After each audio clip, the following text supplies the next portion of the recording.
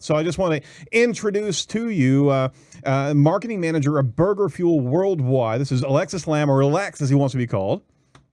How you doing, sir? I'm doing good. I'm doing good. Fantastic. Well, welcome to the show. Thank you. Thank you. Thanks for having me. Hey, you know what? We love burgers. I mean, I'm just going to lay that right down here. I mean, everybody knows I'm a meat connoisseur. Okay, well, maybe I'm not even a connoisseur. I just love meat. All right.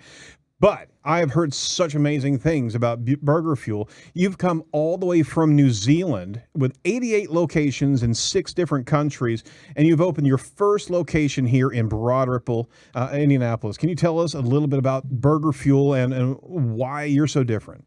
Well, BurgerFuel, I mean, obviously we're a New Zealand concept, and we're from the other side of the world. And, you know, we started off in 95, and I guess we're one of the first few companies to start up this concept of a gourmet burger, something better than what the multinationals were doing. And if you think, you know, I guess 22 odd years ago, there wasn't much out there other than just beef, cheese, and a bit of ketchup and a bun. So, you know, we really looked at that. And, you know, in New Zealand, there's this really huge connection to the food. You know, we're really close to our farms and we're really close to the produce and everything's fresh. So, you know, our founder of the company, Chris Mason, who now lives in Indiana. He's moved to Indiana. He's all part of everything that's going down. He's all in. So he's here. He's got his family here, and it's all happening. And you know, he sort of looked at the idea of just, you know, I guess what we call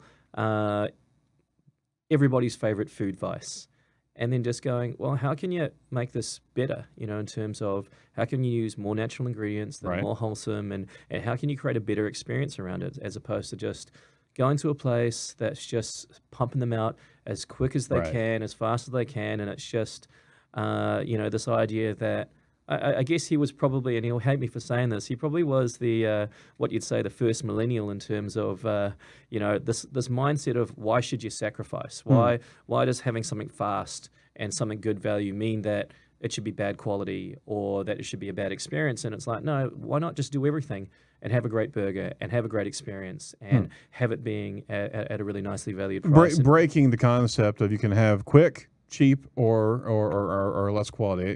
Fast. Take 2 of the 3. Actually, I'm remiss in actually introducing Tyler Spartan. I'm so sorry. Oh, sir. You're fine. He had a great experience over at BurgerFuel. He's our social media manager, and he wanted to bring BurgerFuel in because of his experience there. Yes. I had. We went about 2 weeks after you guys were open. Our digital strategist, Brittany Harness, and we actually went and we wanted to try it out because we thought about, hey, you know, this is a new company. We could bring them on the edge eventually. We went. We loved it. It was great. The culture was everything. The food was amazing. I think what brought me in was the grass-fed burgers, which was really, really cool. And then the organic chicken was great. I got the sweet potato fries, and I love sweet potato fries, and they were so good. Really enjoyed them. And I think what was really cool, though, and something that we want to touch on is the culture and the environment that you walk into when you walk into a BurgerFuel. Can you touch on that a little bit? So I guess a big part of BurgerFuel is this idea of, you know, there are obviously elements of New Zealand culture, but, you know, even back home, we're still a little bit different from everyone else. So I guess it is, I guess this BurgerFuel culture, and we have this idea, we call it sort of like fun, fast, and loud. This idea that, you know, you want to have a bit of fun, you want things to be quick, and in terms of our personalities, not about shouting at people or anything like that, but we really want to be a place where our staff and our employees can just be loud with their own personalities and really project themselves out and just be who they are. Back home, we were sort of the first place that was known to hire a lot of people who had tattoos and piercings and all of that. And for us, that was just about, well, just come to work, be who you are. And so long as you're, you know, you're great at your job and you're friendly with the customers and you're enjoying yourself, then really, what does a tattoo mean? What does a piercing mean? It doesn't mean you can't do your job. So that's what we sort of became known for back home. And not that we specifically look for people with tattoos or piercings, but we just seem to sort of attract people, I guess, where, you know, we're slightly alternative. You know, we're in there, but I guess we're really just open-minded in terms of, you know, whatever goes. We just want to have a good time, and I think that's a big part of our culture. We're also pretty laid back, you know, and I guess that's the idea of, you know, come on in, you know, just cruise on in, order your burger, sit down, chill out. We'll bring it over to you, and you know, I guess we don't want to try and build too much, I guess, pomp and circumstance around what is really, it's a burger, and obviously it's a great burger, and it's we put as much into it as we can, but I guess we want that environment to be sort of like a house party, and that's how we look at it. It's just we've had everyone over at our place, and some of the people are people we've never met before, but some of them are kind of old friends or regulars, and they're very more comfortable. They know what's going on, and and they're just coming to say hi. And I guess that's the environment we're going for. Yeah. It should be relaxed, and we don't really believe in sort of this idea of this is how it has to be every time. So we don't really believe in sort of forcing our staff to go, you must do it this way. It's like, yeah, of course, we want you to say hello to someone, but if you've got another way that you want to say hi, you want to say what's up or whatever it is, right. we're sort of we're sort of like a mam-sir free zone. Although I think some of the guys that we've got, they're finding that interesting, and it's not that we don't want people to say it, but we don't want people to feel that they have to say it. Right. But if they want to, then I guess well, they what can, you're doing is opening up for pride in their work. Yeah. And I think we've seen the systematic kind of desensitization of if you're in one of these franchise environments, then you're not allowed to even be personal. You're just a cog, right? Mm-hmm. And you're doing the antithesis of that. You're saying, hey, this is our home. And you're building energy, and you've got that type of connection between employees, right? So they're championing, they're having a great time, and this is an era where there's a shift now. I mean, the culture of business. We talked about that with Brian McCarty. And Cluster Truck. Cluster Truck was also a great example of such a pride in what they're doing, right? Is that it's not that the foods extemporaneous or marginal. It's not. But it's the community that they're getting together, and they're loving what they're doing, right? Yeah, and that's for us. I mean, the food for us, that's got to be a given. Yeah. That's expected. You can't compromise in that, and the standards of food are just getting so much higher and higher every day, and it's great for us to come here and see that a lot of the things that we've been looking for and wanted, we've been able to get. Grass-fed beef, it's been fantastic to kind of deliver that to people and have people just want to try it. We weren't even sure if people would like grass-fed beef yet. Now, are we talking about local beef? No, it's not local, okay. But it is it's still fresh, and we're bringing that in. It is flying in from Australia, but wow. it is grass-fed, and I guess that's the idea of this kind of purity that we search for, and this natural kind of inherent goodness to it. That if it's grass-fed, you don't need all the science, because you sort of know what grass is, and if there's no hormones in it, right. There's no GMO feed, then that's it. I know what it is, and we sort of had this philosophy of once the ingredients start to have numbers or descriptions that we can't pronounce, it's we don't want that in our food. So, I guess that's our philosophy on food. But I guess the culture is that a lot of the guys, and I've worked with the company for about 10 or 15 years, and it's an amazing company, and a lot of the guys that have worked with us and a lot of the guys over from New Zealand that are here have worked with the company for a long time. And I think the attraction of it was that I don't think we ever really set out to build a system or a network of outlets or anything like that. We all were really excited about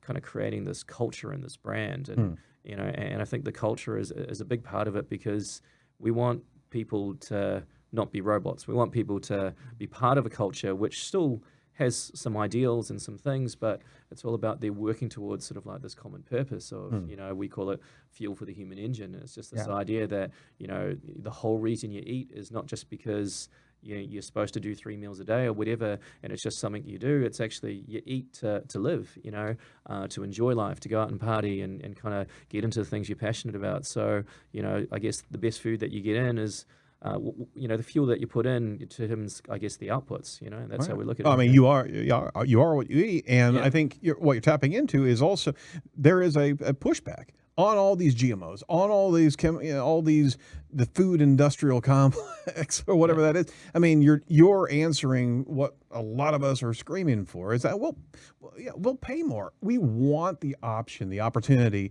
to eat that healthy, right, and eat grass-fed, no chemicals. Absolutely. I mean, you're right in the right space.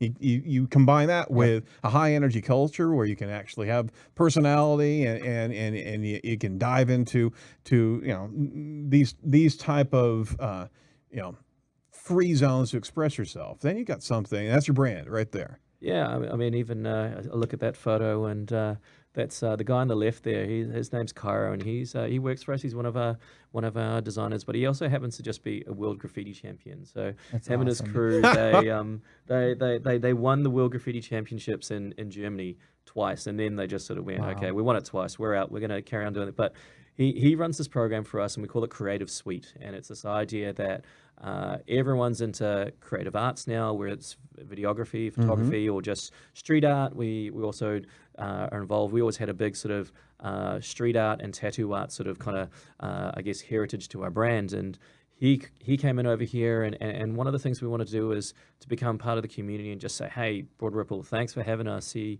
landed, and he's been doing murals around Broad Ripple. So we went through a whole bunch of the local, business associations. We hooked up with, Brook and Market, the Broad Ripple Village Association, and Right. they kind of got us talking to a whole bunch of local businesses, and we said, look, do you have any neglected walls, anything that's been sort of just left behind? I think in about a week he did about 6 or 7 different walls around the Really? place. So he's done a few around ours, but if you kind of, I guess we kind of Oh, that's call it too like cool, painting man. the town purple. And so if you see those colors, then that's kind of like our little thank you to Broad Ripple. And since then we've hooked up with the local Indy guys called Fab Crew, and we're hoping to kind of make this program an ongoing thing, and really get out into the community and sort of, I guess, bring life to things that are dead. When it's that wall, which is kind of, that grey wall that's kind of had a bit of a tag on it, and there's just a little white patch that was been rolled over. They didn't do quite the whole wall, and then some of the paint started to dry off. It's sort of like, that could be so much more. And it's been really awesome. We've had everyone coming in, and, this wall in particular is on our building, and we found that was just a little bit unloved, and people have been coming in and taking photos of it. So that they kind of feel that it's sort of all of a sudden it's become this like, I go to Broad Ripple, you got to take the shot next to the Broad Ripple hazard wall. So that's cool. Very, It's like it's a staple for Broad Ripple now. I mean, just like the Rainbow Bridge that people like to go to, or the Monon Trail. I mean, it's really, really cool. This is a place for people to go. You've created this culture and this really cool place. It's kind of stepping outside of that corporate box that places like Burger King or McDonald's have, and you've kind of created this own environment where you said that people can be themselves, which is really cool. And this, that kind of flows over into your customers that come in. If people can come in and be themselves and be happy, and then kind of indulge in that environment and taking pictures like this, it's really, really neat. That you guys have done something like this. well, you guys are finding your why statement, and your customers are aligning with your why statement, why you're doing what you're doing, right? Yeah, I mean, I guess, what's been really nice for us is that, Broad Ripple, itself actually feels like where we opened our very first store in New Zealand. Oh, So, wow. so there's in Auckland, which is, my home city, and it's BurgerFuel's home city, there's a little suburb called Ponsonby, and it's very much like Broad Ripple. And, as I've met more people in Broad Ripple, it's sort of this place which is really diverse and eclectic, but also very accepting. But there's no one type of person at Broad Ripple. There's just, everyone is just who they are. Right. And that's really, really nice. And, our whole company is just really built on the basic fact of this is what we're into, and we really hope you're into it too. And if you're not, it's okay. It's okay. I guess that's that thing that I think a lot of brands these days are scared of not pleasing everyone. Right. And I think for us it's all about, we really want to please the people that love what we do and are into the same things, rather than sort of making that experience for them vanilla because someone else said that they don't like that, and it's not, we're not there to tell people to get lost or anything like that, but it's just sort of, this is who we are, and we hope you like it. If you're into this thing, then we do that. Otherwise, it starts to become a bit fake, and I think that's for us, is this idea of authenticity is huge to us, that this is what we love doing and this is what we're into, and because of that, it makes it easier for us, because it's like, do we like it? Yes. And if we do, we'll carry on doing it, rather than always trying to constantly guess of like, oh, what does the market want? What does the, you start to talk in these broad sort of, buzzwords and terms, and you kind of get lost in and all of that. So, I think that's what's been really nice about kind of, coming here to America and actually just putting ourselves out, putting kind of the BurgerFuel heart on a platter, literally, and just going, well, we hope you guys like us, America. And so far it seems that everyone really does. And, we've just been blown away by the response. All the reviews have been awesome. And just everyone just coming to check us out. I met this guy who drove over from Louisville. I don't know how to say it as good as you guys do, but You did a good job. yeah, Absolutely. He came over to say that, and then we just, one of the guys called me from the store and just said, "Oh yeah, someone drove 8 hours to come see us," and I'm like, No way. I mean, 8 hours in New Zealand is that's almost the whole country.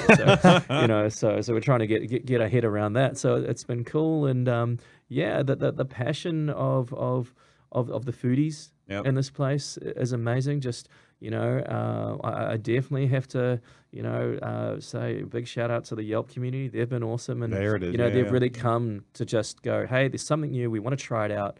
And just see if it's good, and just come in with an open mind, because it's a little bit different. And they've come in, and they've been really awesome. It's just been nice, and with everyone's come in without an agenda, and they've also been really friendly, and it's been nice. I've been amazed at also how friendly everyone is in Indy. It's actually made us feel a lot like we're at home. That's excellent. Well, I certainly want to implore our live audience to ask questions as we're conducting the interview. How has BurgerFuel been accepted by the community? It sounds like they were waiting for you almost. I don't know if they were waiting for us, but even if they weren't, it really feels like, if I was moving into a house, it would feel like on day one, all the neighbors came in and dropped off some, home baking and all that, said, welcome. That's what it's felt like. Everyone's been really nice. And I think, coming over, you read about this idea of Hoosier hospitality. Yeah. And I definitely know I'm not saying that right. No, you're good. You're good. And better than most. And you hear it, and you never know if it's just a tourism thing. It's like, oh, well, if you come to the Indy 500 or you come to one of the conventions, we'll put on a good show for you. Right. But what's been really nice is that it's and I've spoken to a lot of people here about it, that it's a really lovely one-to-one, genuine sort of type of hospitality. It's actually, you talk to someone and they just want to hear your story, but not to make small talk, because they actually want to know. Right. And then the conversation comes from that. And then they then after that, they make a call after that to decide whether or not they like you. As opposed to some other places where you go there, you talk to someone and they've already decided who you are. And then you're starting off and you're having to prove yourself, from the get-go of the conversation. Whereas here, it just feels like you're talking just like you're meeting potentially your neighbor or your next best friend or whoever it is, and it just feels really natural. And I think that aligns with us for how it is back home, because we're sort of this small little series of islands on the other side of the world. We've only got 4 million people, so in the whole country. So I think we're almost outnumbered by the sheep still, but and everyone here still thinks that we're part of Australia, which is fine. We get that, and we Australian are happy cousins across the water. So. It's been really nice that people have just kind of asked the story, but we used to just sort of talk to people nicely, because you don't know who they know, and because it's so small, everyone knows everyone. But you think when you come to a bigger place that you can kind of get away with ruffling a few feathers, but no, it hasn't felt like that. It's just felt that everyone's been really friendly. Let me ask you this: as you've moved in, when did you get into Indianapolis? We opened on Memorial Day, so so we opened right on Memorial Day, and that was kind of like what's going on, and what's happening here, and we've been learning about how public holidays for us is a public holiday is like it's a day off, and, right, and not here, over here it's sort of a public holiday, but some people get the day off, but it's not really a day off. So but we weren't sure how busy it was going to be, but everyone just turned up, and. We just loved the number of people who just said, normally in New Zealand, it's like, oh, you've been around the neighborhood, and then you stumbled onto us. And the number of people who have just been like, no, we came here. Yeah, they're intentional. It was like day 2, we had people coming in and going like, I heard about your vegan burgers. And we're like, wow, we weren't even sure if there was going to be a big vegan community here in Indy. We weren't sure if people would even like our vegetarian and vegan burgers. Back home we've got about 3 or 4 vegetarian and vegan burgers, and And actually, I knew that in America, those are considered sandwiches, not burgers. But we call them burgers, and I call them distractions, but distractions. nonetheless. Yeah, fair enough. And yeah, it's been really nice. I think it was sort of like a week before we opened. We were having some drinks in one of the local bars, and as we've done on many nights, and met with this girl, and she had this lovely big vegan t-shirt, t-shirt that said vegan across her chest, and I said, oh look, hey, how's it going? Oh, we're opening up a burger joint across the road, and we do vegan burgers. And she said, oh, that's great. And she runs the Vegasaurus food truck. Oh, wow. And then she kind of told her friends, and her friends told their friends, and that's been amazing. It's just sort of like the whole vegetarian and vegan community have really come out, and they've really given us a shot. cool. And it's been interesting because our vegetarian and vegan burgers are a little different as well, because everyone here seems to like their beans in their vegetarian burgers. Yep. And that's something that we've been trying to come to grips with. But we have quite different flavors in our food. I guess for us, eating vegetarian food and eating vegetables is all about color. Right. We're eating lots of different colors, and sort of the vegan burger we have, the V8 vegan, that's sort of like eating a rainbow. And that's sort of the idea of what nature wants to provide you of, kind of looking and visually just going, wow, this looks flavorsome, and I want to get into it. That's what my body needs. So. Yeah. Well, that's what my food wants to eat. Yeah, absolutely. I'm not going to stay away from that. Hey, where are you guys looking at new locations? Yeah, we're definitely looking at new locations. I think now that we've swung open the doors, and we've realized that people in America like us, and that's really nice. Of course, we've got big plans. We'd really like to expand, across Indianapolis, and of course, we'd love to go further than that. So, so we've got we're definitely looking, and we're really excited about sort of being part of Indy. I guess it's really cool, and even outside of the customers who have welcomed us really well, the guys at the Fab Crew guys, the guys at Red Bull, and the guys the local music community. So we've hooked up with a guy called DJ Metronome, and he's got a fantastic DJ name as well. And it always kind of makes me think of this garden gnome playing on the decks. But, so he's been awesome, and he's kind of connected us with the local music community. And so these guys are all kind of been there. We've talked to them, and we've told them about sort of how we do things back home, and they're really excited about sort of us being here, and we're looking forward to actually, just doing a good run at it, open a few more stores, awesome. and kind of making Indy, I guess, our new American home. Cool. What is I wanted to ask you one thing in particular, because I know that when we went, we took about 10 minutes to find out what this cardboard thing we got on our tray was, which is, you guys call it the doofer. Yeah, the doofer. We thought it was a hat or something for our drink. We didn't know what it was. Can you explain what that is? So the doofer, and I apologize that we didn't get around to explain it to you properly, but so the doofer is our burger holder. It's a BurgerFuel invention, so it's something that you only really get at BurgerFuel. It's our thing, and it's a cardboard burger holder. So it's designed, as we say, the doofer reduces the juices. So you fold it up, and it stops everything falling out the bottom, and it kind of collects in there, because our burgers, they're really big, and they're quite juicy. So it doesn't completely eliminate the juices. It just sort of reduces them, because, well, who wants all of that gunk kind of over their clothes when they can have it sort of in their burger. So that's that, and it's just a funny little thing that we've had for years and years and years, and it's part of the BurgerFuel experience, and I guess it's the way that us looking at food and the environment and the culture of the place, just going, well, there's got to be a better way to do this. And if there's a better way to eat a burger, then that's great. And if there's a better way to cook a burger, then we'll look at that. If there's a better way to mix a sauce, we'll work out that way. And I guess we're sort of a very restless kind of brand, and that we're always looking for a way to make something better. You're taking it seriously, and you're showing passion in what you produce. And that's the other thing against the chains, right? Yeah. Is that there's no passion there. You're taking care.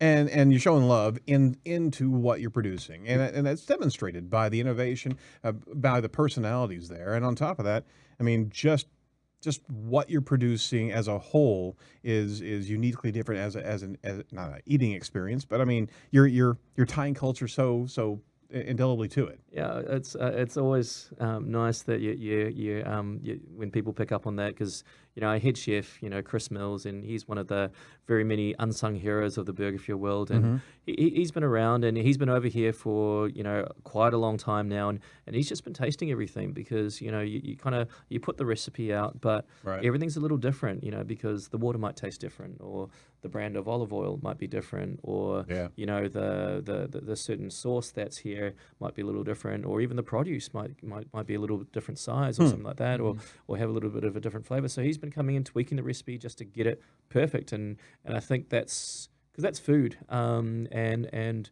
we'd hate to be the sort of company that would ever put a product out that no one's tasted. Because I think we all know what it's like when you follow a recipe from a recipe book and it never quite turns out like the picture that first time you do it. So I guess that's the way that we look at it. We felt that if we're going to come here, we're going to do it right. Yeah.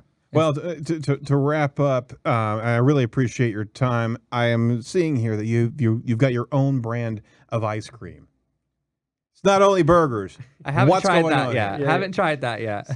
So we've got this. So we found this, really cool organic soft serve, and here in America we're using it in our shakes. So there's this idea that and I guess this is the way we look at all our food, is that you still want it to taste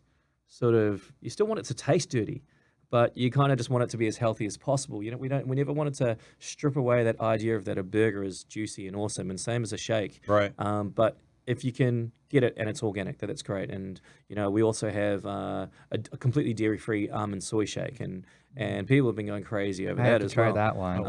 And it's this idea that, hey, if you decide to go completely vegan, or for whatever reason you can't have dairy, that you want to have something that is as good as what you used to have. Not this is the lower grade version. And and as a fellow omnivore, extraordinaire, as soon as I hear the word diet or this or that, my mind, or healthy even, it's just like it's not going to taste as good.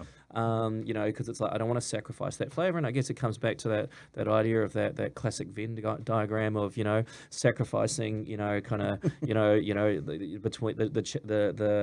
the interchange between quality and speed and price and all of that sort of things. It's like, no, you still want that quality, you still want that flavor, right? And I think that's I guess that's what we've been known for back home, as being in New Zealand. We've been doing vegetarian burgers for 20 years. Or vegetarian sandwiches, as they call them here, vegetarian and vegan sandwiches. We introduced gluten-free to the market back home, and we're the first people to do it. And I remember when we first launched gluten-free back home, we would get these letters in from people, and this is, we're talking 5-10 years back, and before gluten-free was really a big thing, and no one really knew what was going on, and we would just get these letters back from people, and I'd just be like, thank you so much, I haven't had a burger in 10 years, or, hey, brought me to tears because my son, who's never been able to hang out with his friends at a normal place. Oh, wow.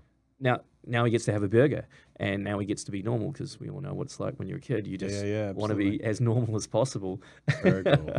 So I guess that's been really cool for us, just to see that food can have that sort of impact. And but now coming into, I guess, America and the world 20 years later, where these things are the norm, I guess we approach it from a thing of, it's got to be something that, even though I don't need to eat gluten-free, I would happily eat that. Yep.